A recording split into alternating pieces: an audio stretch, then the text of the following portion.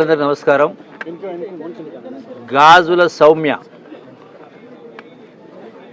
గత సంవత్సరం excise కానిస్టేబుల్గా recruitment తర్వాత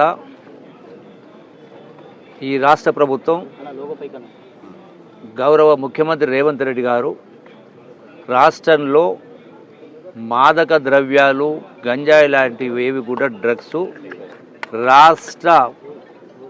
రాష్ట్ర సరిహద్దు పొలిమేరల దాకా తరుమాల ఎక్కడ కూడా అటువంటి ఈ యొక్క మాదక ద్రవ్యాలు రాష్ట్రంలో కనపడకూడదని చెప్పినటువంటి ఆదేశాలు ఇవ్వడం జరిగిందో దానికి అనుగుణంగా ఎక్సైజ్ శాఖ అధికారులు ముఖ్యంగా ఈనాడు గాజుల సౌమ్య విధి నిర్వహణలో భాగంగా ధైర్య సాహసాలని ప్రదర్శించి ఆ గంజాయి స్మగ్లర్ను వెంటాడి పట్టుకున్న సందర్భంలో ఆ వాహనాన్ని అడ్డగించిన సందర్భంలో ఆ దుండగులు ఆ కారుకు డ్యాష్ ఇచ్చి ఆ సందర్భంలో సౌమ్య కింద పడిపోతే ఆమె పైనుంచి ఆ యొక్క కారును శరీరం పైనుంచి తీసుకునే కారణంగా ఆ సౌమ్య యొక్క దేహం పూర్తిగా చితికిపోయి చిన్నాభిన్నంగా జరిగిన తర్వాత ఈనాడు హాస్పిటల్లో వారం రోజుల పాటు ఉండి పరమపదించింది, ప్రాణాలు అర్పించింది.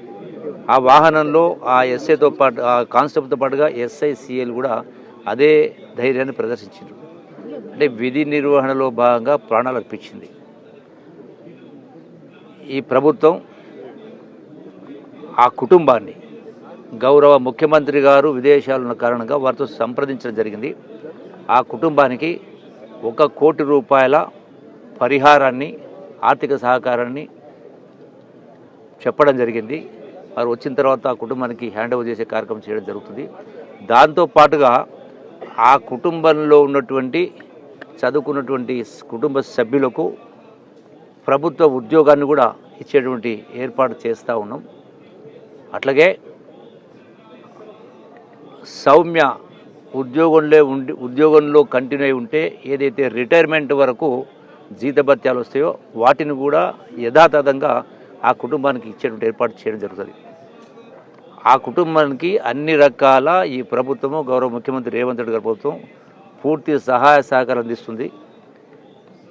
ఆ కుటుంబానికి ధైర్యంగా ఆ సౌమ్య ఇలా ప్రాణాన్ని అర్పించింది.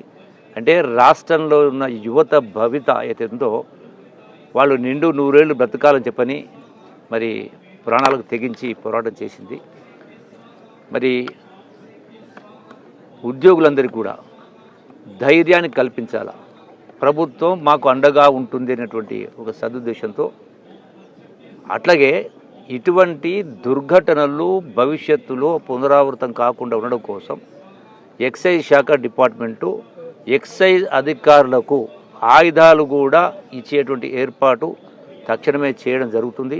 వాళ్లకు దానిలో ట్రైనింగ్ కూడా ఇచ్చేటువంటి కార్యక్రమం చేసి ఈ యొక్క డ్రగ్స్ ముఠాలు అది గంజాయినా ఇంకోటైనా ఎక్కడ కూడా రాష్ట్రంలో కనిపించకుండా చేయడంలో భాగంగా వాళ్ళు ఎక్కడికి వెళ్ళి సరఫరా చేస్తూ ఉన్నారు, ఎక్కడి నుంచి వస్తూ ఉంది, అది రాష్ట్రం నుంచా దేశం నుంచా ప్రపంచ ఎక్కడి నుంచి వచ్చినా కూడా మరి మూలాలను వెతికి పట్టుకొని వాళ్ళను కఠినంగా శిక్షించే కార్యక్రమం చేయడం జరుగుతుంది. ఇందులో ఇప్పటికే 3 జైలుకు పంపడం జరిగింది. అన్ని రకాల చట్టంలో ఏ సెక్షన్స్ ఉంటాయో ఈ యొక్క జరిగినటువంటి దుర్ఘటనలో అన్ని సెక్షన్స్ పొందుపరిచి వాళ్ళు కఠినంగా శిక్షించడానికి కూడా ఇప్పటికే పోలీస్ యంత్రాంగం కూడా వాళ్ళపైన కేసులు నమోదు చేసి జైలుకు పంపడం జరిగింది. వాళ్లకు శిక్ష పడేదాకా జైలుకు పంపడమే కాకుండా వాళ్లకు శిక్ష పడేదాకా ప్రభుత్వం ఎక్సైజ్ డిపార్ట్మెంటు పూర్తిగా ఆ బాధ్యతలు తీసుకొని సమన్వయంతో పనిచేస్తూ ఉంది. అట్లాగే దీంతో పాటుగా అవసరం అనుకుంటే ఇటువంటి దుర్ఘటనలు జరగకుండా కోసం అవసరం అనుకుంటే చట్టాలను కూడా సవరించడానికి ప్రభుత్వం వెనక్కిపోదు. ఎందుకంటే ఇటువంటి చర్యలకు ఒడిగట్టేటువంటి వాళ్లకు వెన్నులో చలి పుట్టే విధంగా మరి ఇటువంటి ఎక్కడ జరిగినా కూడా ఆ భయం అనేది కూడా ఉండాలి. ఎందుకంటే భయం ఉండాలి, భక్తి ఉండాలి. భక్తి ఉంటే ఇవన్నీ చేయరు. అందుకే ప్రభుత్వం పూర్తిగా అవన్నీ ఏర్పాటు చేస్తూ ఎక్సైజ్ డిపార్ట్మెంట్లో పనిచేస్తుంటే అన్ని స్థాయిల అధికారులకు ఈ ప్రభుత్వం అండగా ఉంటుందని చెప్పని మరొకసారి భరోసా ఇస్తూ సౌమ్య కుటుంబానికి ప్రగాఢ సానుభూతి తెలియజేస్తూ సౌమ్య ఆత్మకు శాంతి చేకూరాలని భగవంతుని ప్రార్థిస్తూ సెలవు తీసుకుంటున్నా. ఇప్పుడు గౌరవ శాసనసభ్యులు